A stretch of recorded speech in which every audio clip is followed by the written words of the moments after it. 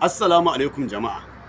A yau din nan ƙungiyarmu ta Barcelona, ƙungiyar da babu kamata a duk faɗin duniya, ta fara training a stadium ɗinmu, wato Spotify Nou Camp.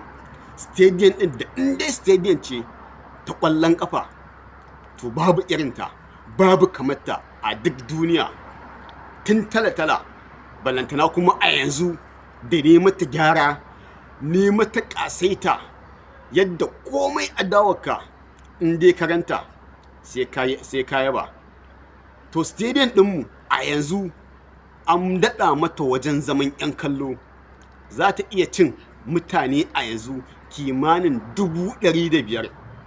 To ba abin da ya ƙara samun jin daɗi da gyaran da muka yi wa wannan stadium ɗin, da president ɗinmu John Laporta ya magantu, ya ce sai lokacin da stadium ɗin nan ta ɗinke, bi ma'ana ya zamanto mutane 500,000 ɗin nan sun cika gidan kallon wasanmu, to yake so ya karama ɗan bal ɗin da ba taɓa yin irinsa a duniyar ƙwallo ba.